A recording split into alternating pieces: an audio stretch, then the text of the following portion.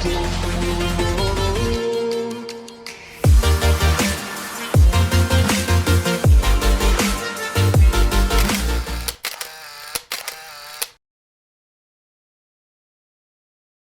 saya Semangat. Semoga semua dalam keadaan sehat.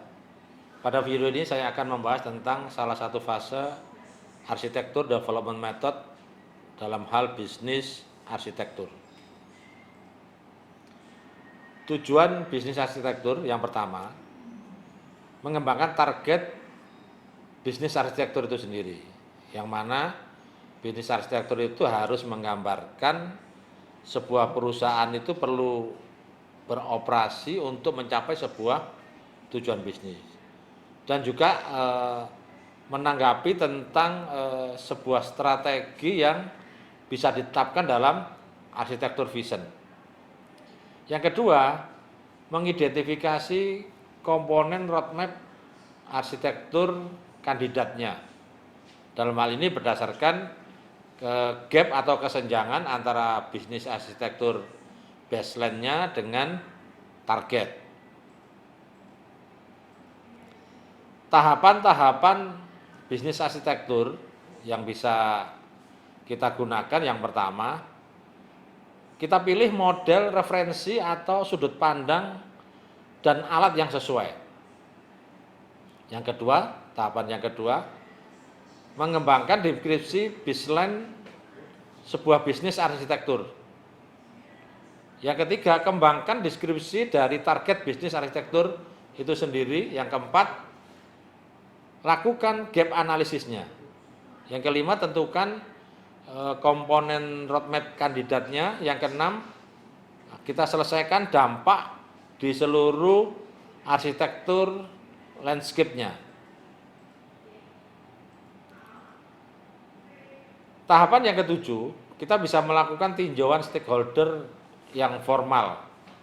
Yang kedelapan, menyelesaikan bisnis arsitekturnya. Kesembilan, buat sebuah dokumen terkait definisi arsitektur itu sendiri. Luaran dari bisnis arsitektur mencakup yang pertama, versi yang menyempurnakan dan memperbarui dari hasil fase arsitektur visionnya. Dalam hal ini terkait dengan pernyataan sebuah pekerjaan arsitektur, lalu prinsip bisnis yang divalidasi, tujuan bisnis, dan siapa yang menggerakkan bisnis itu sendiri. Selanjutnya terkait dengan arsitektur prinsipalnya. Luaran berikutnya,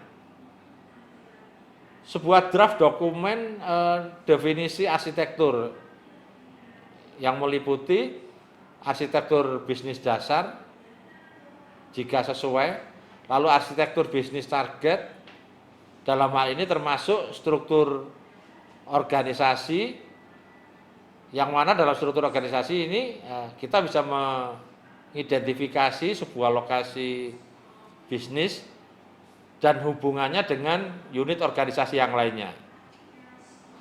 Yang selanjutnya terkait dengan sasaran sebuah bisnis.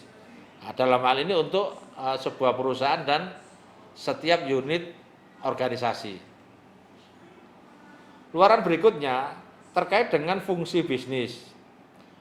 Fungsi bisnis dalam hal ini bagaimana sebuah langkah yang rekursif, terperinci, yang melibatkan dekomposisi berturut-turut dari area fungsional utama menjadi sub-sub fungsinya. Luaran berikutnya terkait dengan layanan bisnis. Dalam hal ini layanan yang diberikan perusahaan dan setiap unit perusahaan kepada usernya atau pelanggannya. Ya, selanjutnya terkait dengan proses bisnis termasuk ukuran dan hasilnya. Luaran berikutnya terkait juga dengan peran sebuah bisnis. Dalam hal ini termasuk pengembangan dan modifikasi persyaratan sebuah keterampilan. Luaran berikutnya terkait dengan model data bisnisnya. Selanjutnya juga terkait dengan korelasi organisasi dan fungsi. Dalam hal ini menghubungkan fungsi bisnis dengan unit organisasi dalam bentuk sebuah laporan metrik. Luaran selanjutnya juga terkait dengan pandangan yang sesuai dengan sudut pandang yang dipilih, yang menangani masalah pemangku kepentingan utamanya. Lalu luaran berikutnya juga terkait dengan draft spesifikasi persyaratan arsitektur, termasuk persyaratan arsitektur sebuah bisnis.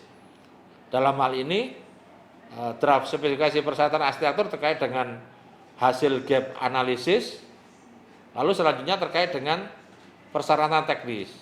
Persyaratan teknis ini menyangkut identifikasi, pengkategorian, dan sebuah prioritas implikasi untuk sebuah pekerjaan dalam sebuah domain arsitektur yang tersisa. Misalnya terkait dengan metrik ketergantungan atau sebuah prioritas. Dalam hal ini contohnya bagaimana kita memandu pertukaran antara kecepatan pemrosesan transaksi dengan sisi keamanannya. Lalu juga terkait dengan persyaratan bisnis yang harus diperbarui secara berkelanjutan. Lalu luaran yang berikutnya terkait dengan komponen bisnis arsitektur dari sebuah arsitektur roadmap.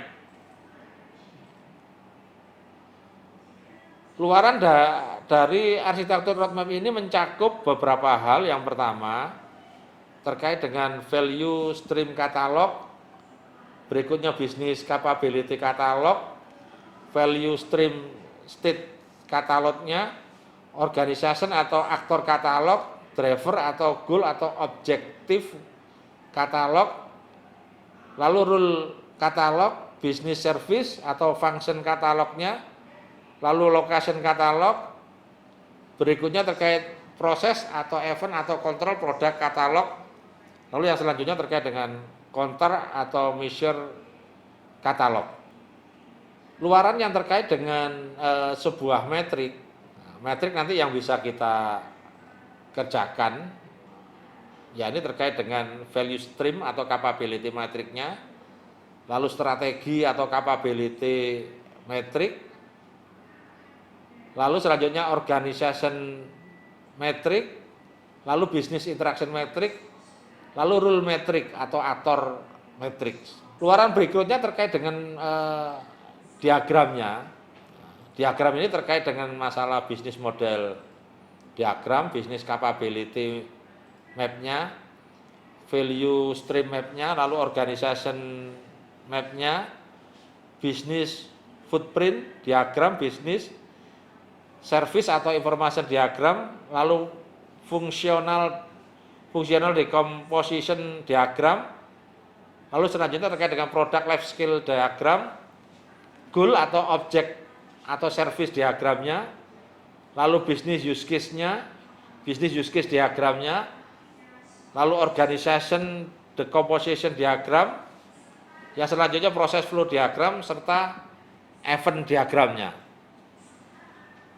Baiklah, sekian materi yang dapat saya sampaikan. Sampai jumpa di pertemuan selanjutnya.